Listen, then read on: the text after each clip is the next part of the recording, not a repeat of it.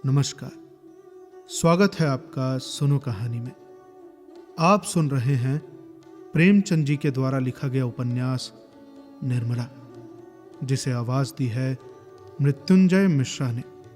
यदि आपने इसके पहले के भाग नहीं सुने हैं तो मेरा आपसे अनुरोध है कि पहले के भाग जरूर सुन के आए। तो आइए सुनते हैं कहानी में आगे। भाग 6। जब कोई बात हमारी आशा के विरुद्ध होती है तभी दुख होता है। मनसाराम को निर्मला से कभी इस बात की आशा न थी कि वो उसकी शिकायत करेगी, इसीलिए उसे घोर वेदना हो रही थी। भला वो क्यों मेरी शिकायत करती है? क्या चाहती है?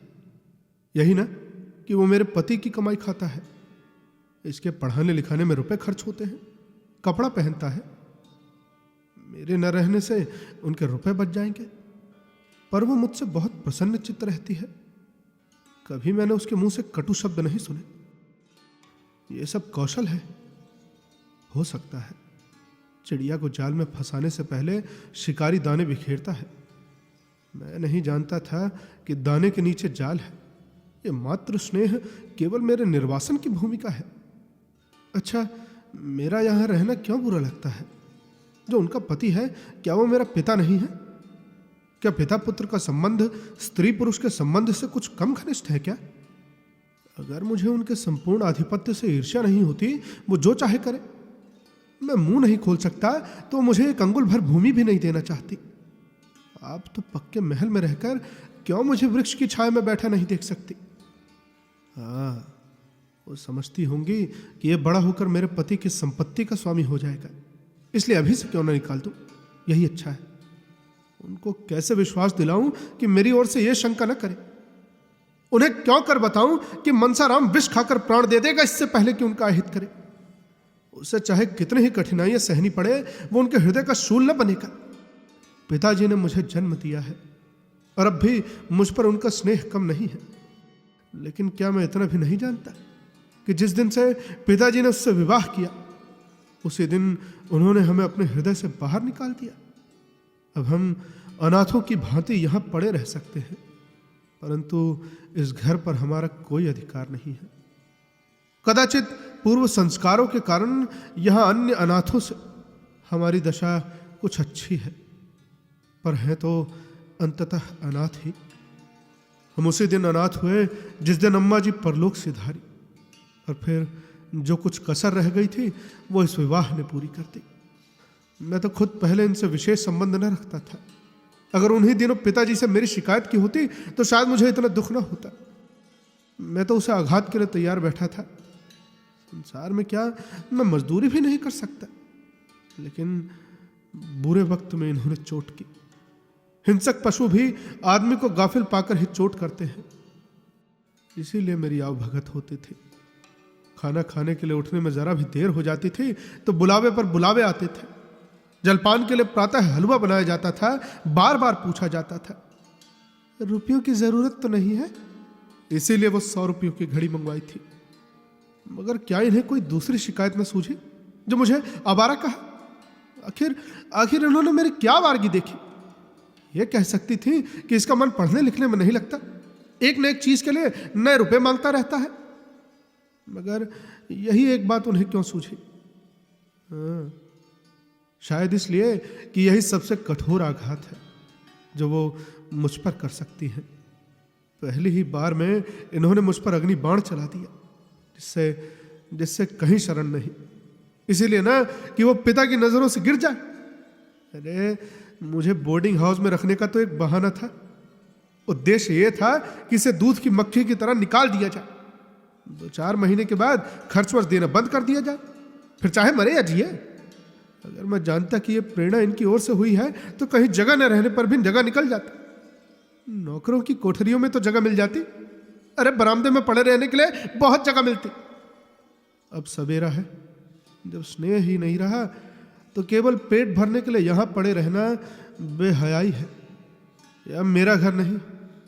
हाँ, इसी घर में पैदा हुआ, यहीं खेला हूं, पर पर यह अब मेरा नहीं, पिताजी भी मेरे पिता नहीं है। हाँ, मैं उनका पुत्र हूं, पर वो मेरे पिता नहीं। संसार के सारे नाते स्नेह के नाते हैं, जहां स्नेह नहीं वहां कुछ नहीं। ये सोचकर मनसा राम रोने लगा। ज्यों ज्यों मातृ स्नेह की पूर्व स्मृतियां जागृत होती थीं, उसके आंसू उमड़ते हुए आते थे। वो कई बार अम्मा अम्मा पुकार उठता, मानो वो खड़ी सुन रही है। मातृहीनता के दुख का आज उसे पहली बार अनुभव हुआ। वो आत्माभिमानी था, साहसी था, पर अब तक सुख की गोद में लालन पालन होने के कारण वो इस समय अपने आप को निराधार समझ रहा था। रात के 10 बज गए थे।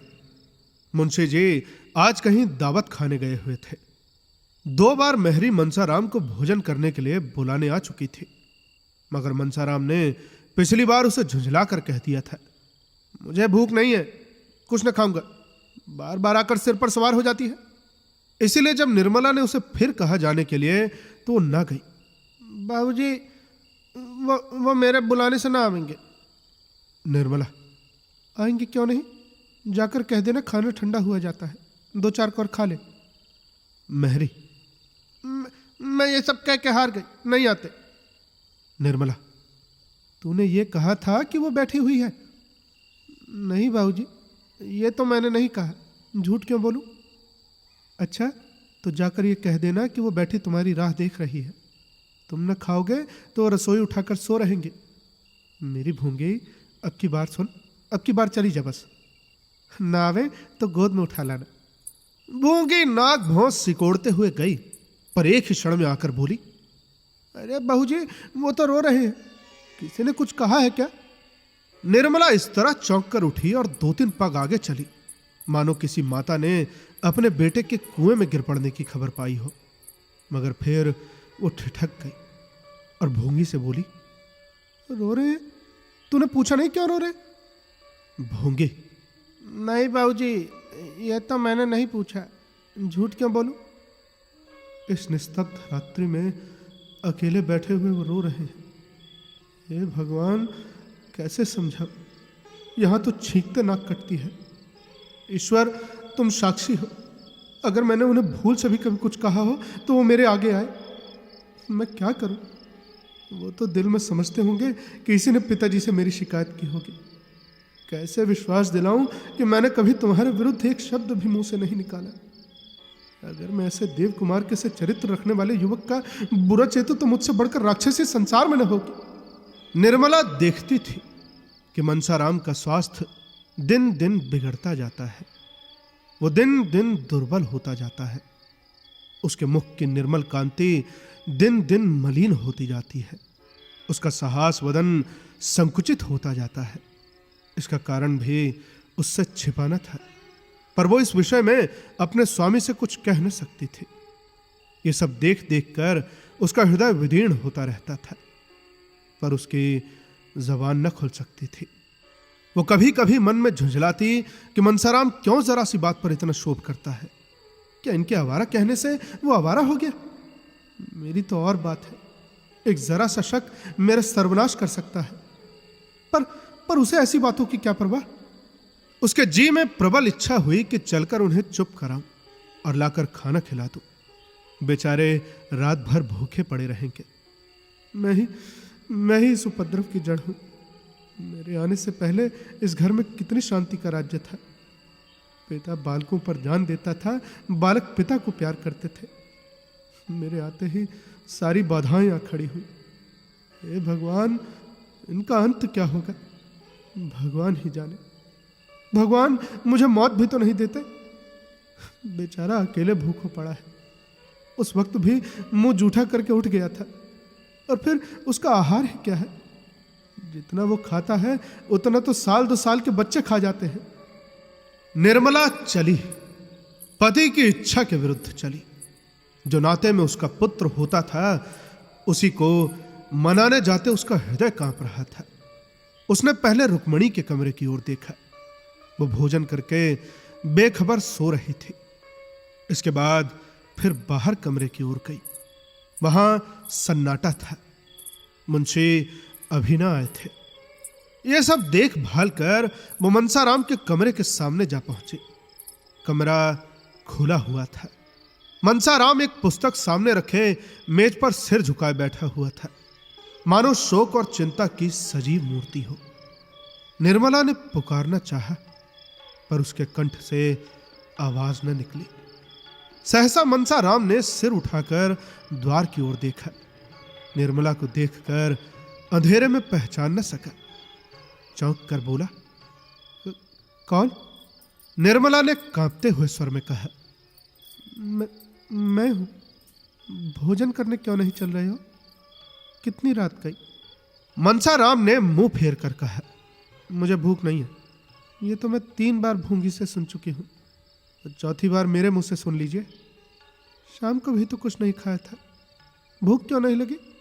मनसाराम ने व्यंग की हंसी हंसकर कहा, बहुत भूख लगेगी तो आएगा कहां से? यह कहते कहते मनसाराम ने कमरे का द्वार बंद करना चाहा, लेकिन निर्मला किवाड़ों को हटाकर कमरे में चली आई और मनसाराम का हाथ पकड़कर सजल नेत्रों से विनय मधुर स्वर में बोली, मेरे कहने से चलकर थोड़ा सा खा लो। तुम न खाओगे तो मैं भी जाकर सो रहूंगी। 2 ही कौर खा लेना।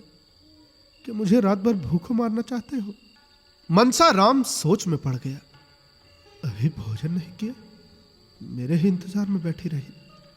ये स्नेह, वात्सल्य और विनय की देवी है या ईर्ष्या और अमंगल की मायाविनी मूर्ति? उसे अपनी माता का स्मरण हो आया। जब वो रूठ जाता था तो वो भी इसी तरह मनाने आ जाया करती थी, और जब तक वो न जाता था वहां से वो न उठती थी। वो इस विनय को अस्वीकार न कर सका। बोला, मेरे लिए आपको इतना कष्ट हुआ इसका मुझे खेद है। यदि मैं जानता कि आप मेरे इंतजार में भूखी बैठी हैं तो तभी खाया होता माता। निर्मला ने तिरस्कार भाव से कहा, ये तुम कैसे समझ सकते थे कि तुम भूखे रहोगे और मैं खाकर सो रहूंगी? क्या विमाता का नाता होने से ही मैं ऐसी स्वार्थनी हो जाऊंगी? सहसा मर्दाने कमरे में मुंशी जी के खांसने की आवाज आई।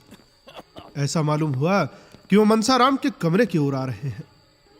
निर्मला के चेहरे का रंग उड़ गया।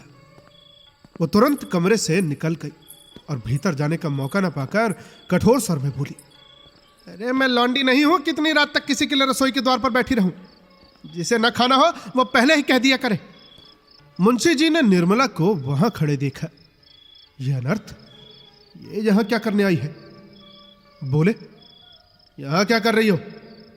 निर्मला ने कर्कश स्वर में कहा, कर क्या रही हूं? अपने भाग्य को रो रही हूं। बस सारी बुराइयों की जड़ मैं ही तो हूं। कोई इधर रूठा है, कोई उधर मुंह फुलाए खड़ा है। अरे किस किस को मनाऊं और कहां तक मनाऊं? मुंशी जी कुछ चकित होकर बोले, अरे बात क्या है? निर्मला, अरे भोजन करने नहीं जाते और क्या बात है?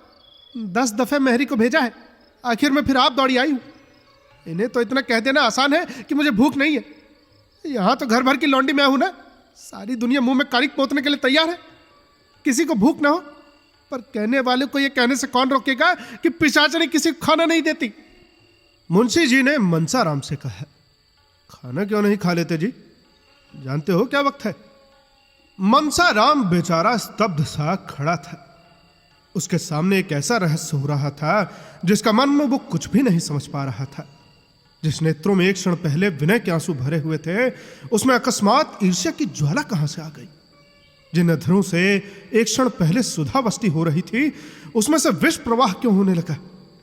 उसी अर्ध चेतना की दशा में बोला, मुझे भूख नहीं है। मुंशी जी ने घुड़क कर कहा, क्यों भूख नहीं है? अरे भूख नहीं थी तो शाम को क्यों नहीं कह दिया? अब तुम्हारी भूख के इंतजार में कौन सारी रात बैठा रहे? पहले तो तुम में यह आदत नहीं थी। अरे भाई, रूठना कब से सीख लिया तुमने? जाकर खा लो। जी नहीं, मुझे जरा भी भूख नहीं है। तोताराम ने दांत पीसकर कहा, अच्छी बात है, तो जब भूख लगे तब खाना। यह कहते हुए वो अंदर चले गए। निर्मला भी उनके पीछे ही चली गई। मुंशी जी तो लेटने चले गए। उसने जाकर रसोई उठा दी और कुल्ला कर पान खा मुस्कुराती हुई आ पहुंची। मुंशी जी ने पूछा, खाना खा लिया ना? निर्मला, तो क्या करती? किसी के लिए अन्न जल थोड़ी छोड़ दूंगी। पता नहीं इसे न जाने क्या हो गया है। मेरे तो कुछ समझ में नहीं आता। दिन दिन घुलता चला जाता है, दिन भर उसी कमरे में पड़ा रहता है। निर्मला कुछ न बोली। वो चिंता के अपार सागर में डुबकियां खा रही थी। मनसाराम ने मेरे भाव परिवर्तन को देखकर दिल में क्या क्या समझा होगा। क्या उसके मन में यह प्रश्न उठा होगा कि पिताजी को देखते ही उसकी त्योरियां क्यों बदल गई? क्या इसका कारण भी उसकी समझ में आया होगा? बेचारा खाने आ रहा था, तब तक ये महाशय न जाने कहां से टपक पड़े। अब इस रहस्य को उसे कैसे समझा, और फिर समझाना संभव भी है? हे भगवान, किस विपत्ति में फंस गई। सवेरे वो उठकर घर के काम धंधे में लगी। सहसा 9 बजे भोंगी ने आकर कहा, मनसा बाबू तो अपने कागज पत्तर सब इक्के पर लाद रहे हैं। मैंने पूछा तो बोले अब स्कूल में ही रहूंगा। इधर मनसाराम प्रातः काल उठकर अपने स्कूल के हेडमास्टर साहब के पास गया था और अपने रहने का प्रबंध कराया था। हेडमास्टर साहब ने पहले तो कहा कि यहां जगह नहीं है। तुमसे पहले ही कितने लड़कों की प्रार्थना पत्र पड़े हुए हैं। लेकिन जब मनसाराम ने कहा, यदि ऐसा है तो मुझे जगह न मिलेगी तो कदाचित मेरा पढ़ना न हो सकेगा और मैं इम्तिहान में शरीक न हो सकूं, तो भैया हेडमास्टर साहब को हार माननी पड़ी। मनसाराम के प्रथम श्रेणी में पास होने की आशा थी। अध्यापकों का विश्वास था कि वो शाला की कीर्ति को उज्जवल करेगा। अब हेडमास्टर साहब भला ऐसे लड़के को कैसे छोड़ सकते थे? उन्होंने अपने दफ्तर का कमरा खाली कर दिया। इसलिए मनसाराम वहां से आते ही अपना सामान इक्के पर लादने लगा। मुंशी जी ने कहा, अरे भाई, ऐसे भी क्या जल्दी है? 2-4 दिन में चले जाना। मैं चाहता हूं तुम्हारे लिए कोई अच्छा सा रसोइया ठीक कर दूं। जी नहीं, वहां का रसोइया बहुत अच्छा भोजन पकाता है। अच्छा, तो अपने स्वास्थ्य का ध्यान रखना। ऐसा ना हो कि पढ़ने के पीछे स्वास्थ्य खो बैठो। जी, वहां 9 बजे के बाद कोई पढ़ने नहीं पाता और सबको नियम के साथ खेलना पड़ता है। अरे लेकिन बिस्तर क्यों छोड़ देते हो? सोओगे किस पर भाई? कंबल लिए जाता हूं, बिस्तर की जरूरत नहीं है। अच्छा ऐसा करो, कहार जब तक तुम्हारा सामान रख रहा है जाकर कुछ खा लो। रात भी तो कुछ नहीं खाया था। जी नहीं, वहीं खा लूंगा। रसोई से भोजन बनाने को क्या आया था? यहां खाने लगूंगा तो फिर देर हो जाएगी।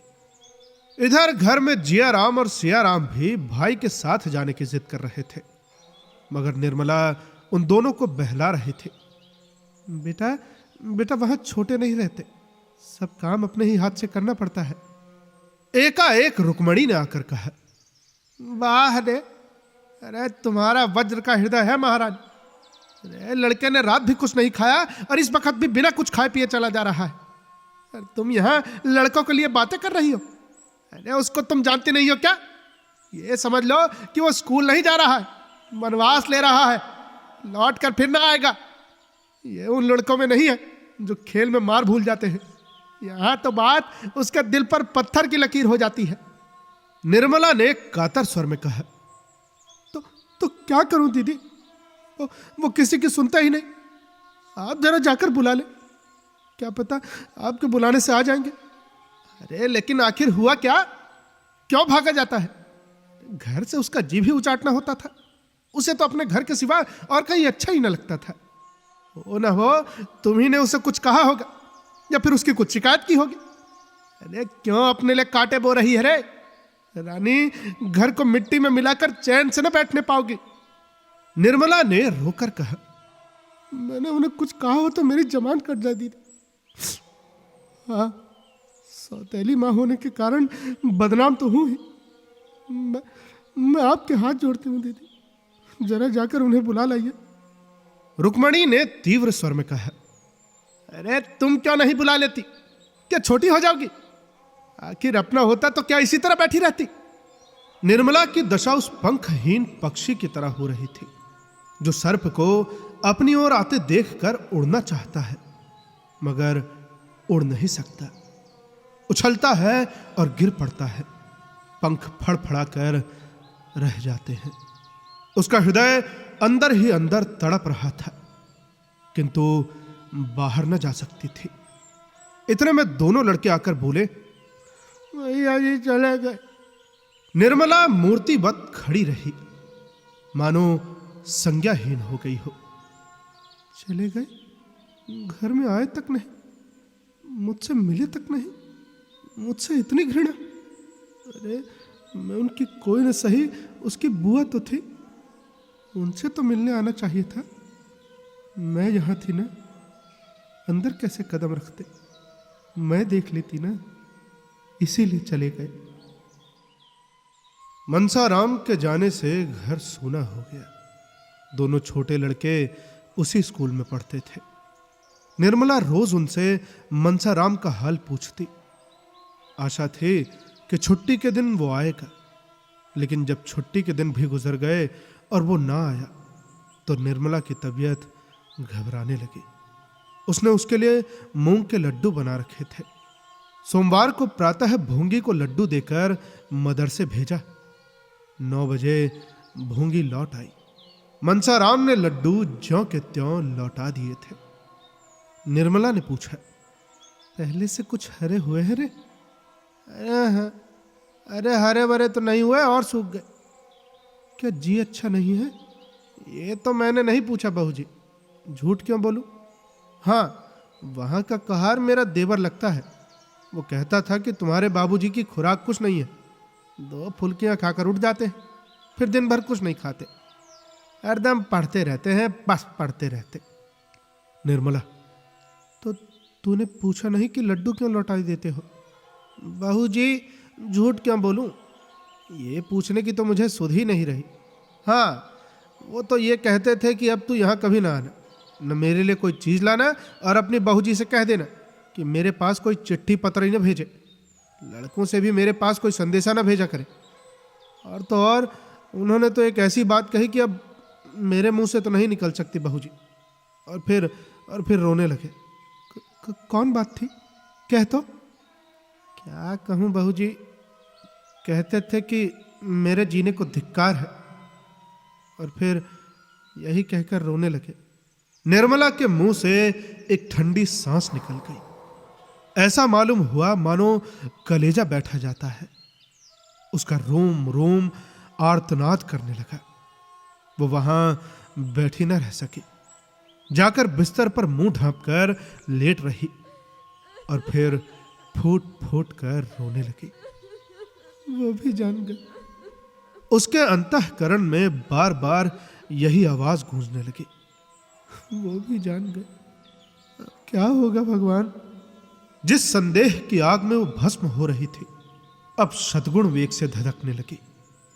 उसे अपनी कोई चिंता न थी। जीवन में अब सुख की क्या आशा थी जिसकी उसे लालसा होती? उसने अपने मन को इस विचार से समझाया था कि यह मेरे पूर्व कर्मों का प्रायश्चित है। कौन प्राणी ऐसा निर्लज्ज होगा जो इस दशा में बहुत दिन जी सके? कर्तव्य की वेदी पर उसने अपना जीवन और उसकी सारी कामनाएं होम कर दी थी। हृदय रोता रहता था, पर मुख पर हंसी का रंग भरना पड़ता था। जिसका मुंह देखने को जी न चाहता था, उसके सामने हंस हंसकर बातें करनी पड़ती थी। जिस देह का स्पर्श उसे सर्प के शीतल स्पर्श के समान लगता था, उससे आलिंगित होकर उसे जितनी घृणा, जितनी मर्म वेदना होती थी, उसे भला कौन जान सकता है? उस समय तो उसकी यही इच्छा होती थी कि धरती फट जाए और उसमें मैं समा जाऊं। लेकिन सारी विडंबना अब तक अपने ही तक थी। अपनी चिंता उसने छोड़ दी थी, लेकिन वो समस्या अब अत्यंत भयंकर हो गई थी। वो अपनी आंखों से मनसाराम की आत्म पीड़ा नहीं देख सकती थी। मनसाराम जैसे मनस्वी साहसी युवक पर इस आक्षेप का जो असर पड़ सकता था, उसकी कल्पना ही से उसके प्राण कांप उठते थे। अब चाहे उस पर कितने ही संदेह क्यों ना हो, चाहे उसे आत्महत्या ही क्यों ना करनी पड़े, पर वो चुप नहीं बैठ सकती। मनसाराम की रक्षा करने के लिए वो विकल हो गई। उसने संकोच और लज्जा की चादर उतारकर फेंक देने का निश्चय कर लिया। वकील साहब भोजन करके कचहरी जाने के पहले एक बार उससे अवश्य मिला करते थे। उनके आने का समय हो गया था, आ ही रहे होंगे। ये सोचकर निर्मला द्वार पर खड़ी हो गई और उनका इंतजार करने लगी। लेकिन ये क्या, वो तो बाहर चले जा रहे हैं। गाड़ी जुत कर आ गई। ये हुक्म वो यहीं से दे दिया करते थे, तो क्या आज वो ना आएंगे? क्या क्या बाहर ही बाहर चले जाएंगे? ऐसा नहीं होने पाएगा। उसने भूंगी से कहा, भूंगी, जाकर जरा बाबूजी को बुला ला, कहना कि एक जरूरी काम है, सुन लीजिए। मुंशी जी जाने को तैयार ही थे। ये संदेशा पाकर अंदर आए, पर कमरे में न आकर दूर से ही पूछा, अरे क्या बात है भाई, जल्दी कह दो, मुझे एक जरूरी काम से जाना है। अभी थोड़ी देर हुई है, हेडमास्टर साहब का एक पत्र आया कि मनसाराम को ज्वर आ गया है। बेहतर हो कि आप घर पर ही उसका इलाज करें, इसलिए उधर से ही होता हुआ कचहरी जाऊंगा। तुम्हें कोई खास बात तो नहीं करनी है ना? निर्मला पर मानो वज्र गिर पड़ा। आंसुओं के आवेग और कंठ स्वर में घोर संग्राम होने लगा। दोनों पहले निकलने पर तुले हुए थे। दो में से कोई एक कदम भी पीछे हटना नहीं चाहता था। कंठ स्वर की दुर्बलता और आंसुओं की सबलता देखकर यह निश्चय करना कठिन नहीं था कि एक क्षण यही संग्राम होता रहा तो मैदान किसके हाथ रहेगा। आखिर में दोनों साथ साथ निकले, लेकिन बाहर आते ही बलवान ने निर्बल को दबा लिया। केवल इतना ही मुंह से निकला, नहीं, कोई खास बात नहीं थी, आप तो उधर जा ही रहे। मुंशी जी, अरे मैंने लड़कों से पूछा था तो वो कहते थे कि कल बैठे पढ़ रहे थे, आज न जाने क्या हो गया। निर्मला ने आवेश से कांपते हुए कहा, यह सब आप कर रहे हैं?